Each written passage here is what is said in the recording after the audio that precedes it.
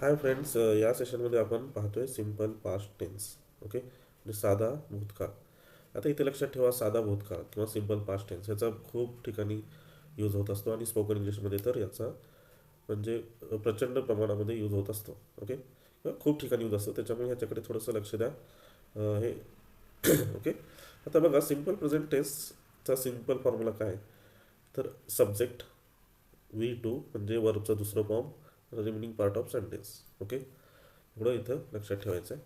आता याच्यामध्ये simple past tense या नावात आपल्याला लक्षात येते की साधा भूतकाळ जो आहे, या नावातून आपल्याला एक लक्षात येते की काही गोष्टी ह्या पास्टमध्ये झालेल्या आहेत. ओके, म्हणजे पास्टमध्ये जे गोष्टी होतात ते आपण सहजपणे ह्या स्पोकन इंग्लिशमध्ये बोलून टाकत असतो. ओके, एवढं इथे लक्षात ठेवायचं. आता जसं की कशासाठी यूज होतो? We use it with the finished action. Okay, state और habit in the past when we have finished the time word. म्हणजे एखादं पास्टमध्ये एखादी ॲक्शन पूर्ण झाली, एखादी घटना पूर्ण झाली किंवा एखादी सवय होती ती तिथं केलेली आहे. म्हणजे पास्टमधल्या गोष्टी बोलण्यासाठी आपण हे यूज करतो. तर त्याचबरोबर use a simple past to talk about the things that happen in the past.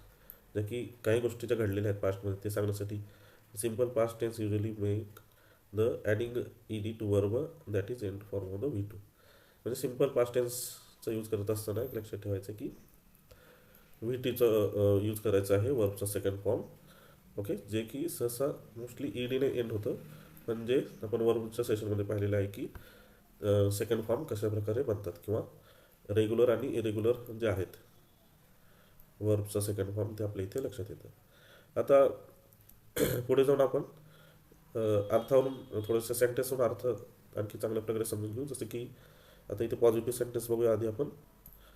I played football, me football खेळलो. म्हणजे हे लक्षात घ्यायचं आहे, पास्टमध्ये झालेल्या गोष्टीविषयी आपण सांगतोय. म्हणजे यस्टरडेविषयी किंवा त्याच्या आधी काही गोष्टी झालेल्या आहेत की मी फुटबॉल खेळलो किंवा मी फुटबॉल खेळलो किंवा खेळला, असं आपण म्हणू शकतो. परत we ate cake in bakery shop, आम्ही बेकरीच्या दुकानात केक खाल्ला. ओके, केक आम्ही खाल्ला हे सांगण्यासाठी. You walk up early in the morning, तू सकाळी उठला होतास. Okay, he watched your clip, त्याने तुझी क्लिप पाहिली होती किंवा तुझी तिने क्लिप पाहिली अशा अर्थाने.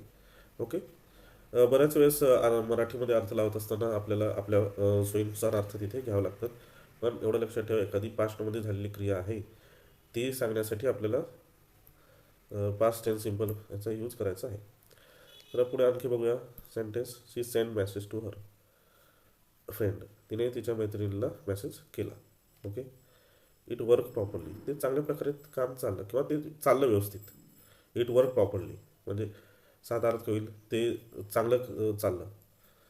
किंवा इट हे कशासाठी वापरतो आपल्याला माहिती आहे. इट हे आपण एखाद्या वस्तूविषयी वापरतो, त्याच्यामुळे ते व्यवस्थित चालले याचा अर्थ काय की एखादी ती वस्तू जी आहे, एखादं समजा पी सी आहे, एखादी मशीन आहे, तर ती व्यवस्थित चालली.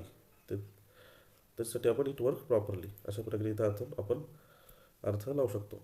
ते वेंट होम, ते घरी गेले किंवा ते घरी गेले होते. ओके, ते घरी गेले होते किंवा ते वेंट होम, ते घरी गेले. ओके,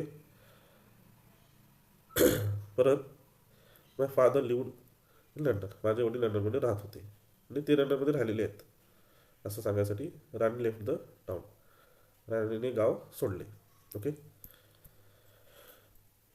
आता हे लक्षात घ्या. त्याच्यानंतर आता आपल्याकडे ॲज युजल आपल्याला माहिती आहे की पॉझिटिव्ह सेंटेन्स येतात तेव्हा निगेटिव्ह सेंटेन्स सोबत येत असतात. ओके, लक्षात घ्यायचं आहे की आता हे लक्षात घ्यायचं आहे की निगेटिव्ह सेंटेन्स बनवत असताना डिड नॉटचा यूज करायचा आहे. जसं की he did not listen to me, त्याने माझे ऐकले नाही. ओके, इथे सगळ्यात महत्त्वाचं आहे डिड नॉट. सगळ्या सेंटेन्समध्ये डिड नॉटच येणार आहे फ्रेंड्स. त्याच्यामुळे आणि डिड नॉट एकदा जेव्हा आपण वापरलं त्याच्यानंतर वर्बचा फर्स्ट फॉर्मच घ्यायचा आहे, एवढं लक्षात ठेवायचं आहे. इथे सेकंड फॉर्म घ्यायची गरज नाही, सेकंड फॉर्म घ्यायचा नाही. डिड नॉट एकदा वापरलं की फर्स्ट फॉर्मच यूज करायचा आहे. He did not listen to me. Okay, त्याने माझे ऐकले नाही. She did not drive the car, तिने गाडी चालवली नाही. I left the college 5 years ago, मी कॉलेज 5 वर्षापासून सोडले, 5 वर्षापूर्वी सोडले. It did not rain last night, म्हणजे काल रात्री पाऊस पडला नाही काल रात्री पाऊस पडला नव्हता, असा आपण अर्थ इथे घेऊ शकतो. They did not attend the class. त्यांनी क्लास अटेंड केला नाही. त्यांनी क्लास अटेंड केला नाही. Okay. Rahul did not demand more money. राहुलने जास्त पैशाची मागणी केली नाही किंवा केली नव्हती. केली नाही किंवा केली नव्हती, जसं तुम्ही अर्थ इथे घ्याल तसा तशी तुमची मर्जी आहे. पण एवढं लक्षात ठेवायचं की पास्टमध्ये झालेली घटना आहे, हे तेवढंच महत्त्वाचं आहे. त्याच्यात आता क्वेश्चन विचारायचा असेल तर इथे लक्षात ठेवा की इथे डीडचा यूज करायचा आहे. Okay, did.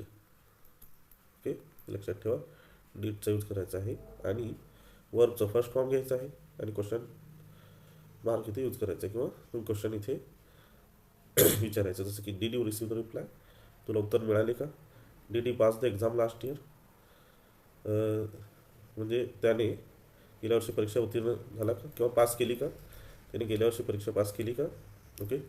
Did you know मी. तुम्ही मला ओळखता का किंवा तुम्ही मला ओळखायचे का? डीड यू नो मी. तुम्ही मला ओळखायचे का किंवा तुम्ही मला ओळखलं का, ओळखलं होतं का, असा अर्थ इथं आपण घेऊ शकतो. Did she sing a song. तुम्ही मला ओळखता. सॉरी, इथे थोडंसं मिस्टेक झालेली आहे, लक्षात घ्या इथे. Did she sing a song म्हणजे तिने गाणं म्हटलं का? Did she sing a song, तिने गाणं म्हटलं का? परत did your brother live in Canada. तुमचा भाऊ कॅनडामध्ये राहत होता का? ओके, तुमचा भाऊ कॅनडामध्ये राहत होता का? ओके. तर डीडचा यूज करून फ्रेंड्स इथे लक्षात घ्या, तुम्हाला इथे काय केलेलं आहे, क्वेश्चन आपण इथे विचारलेले आहेत. ओके. म्हणजे त्याचाच अर्थ सिम्पल पास्टमध्ये आपण डीडचा आपण क्वेश्चन बनवतो, डीड नॉटचा यूज करून निगेटिव्ह सेंटेन्स बनवतो. ओके. त्याचबरोबर वर्बचा सेकंड फॉर्म घेऊन पॉझिटिव्ह सेंटेन्स बनवतो. हे इथे लक्षात ठेवायचं आहे आणि याचा यूज खूप साऱ्या ठिकाणी होत असतो नेहमी बोलण्याच्या कम्युनिकेशनमध्ये. आणि त्याचबरोबर तिन्ही सेंटेन्स आहेत, पॉझिटिव्ह, निगेटिव्ह आणि क्वेश्चन्स, हे याच्यामध्ये तुम्हाला थोड्याशा रचनेमध्ये लक्षात घ्यायचं आहे की डीडचा यूज कुठं होतो, डीड नॉटचा यूज कुठं होतो आणि वर्बचा सेकंड फॉर्मचा यूज कुठं होतो. ओके, हे थोडंसं लक्षात घ्यायचं आहे. इझी आहे, थोडंसं प्रॅक्टिस केल्यानंतर होईल. खूप तुम्ही अशा प्रकारचे वेगवेगळे सेंटेन्स बनवाल आणि त्या स्पोकन इंग्लिशमध्ये त्याचा चांगल्या प्रकारे यूज कराल. ओके, खूप तुम्हाला हे चांगल्या प्रकारे समजलं असेल. थँक्यू.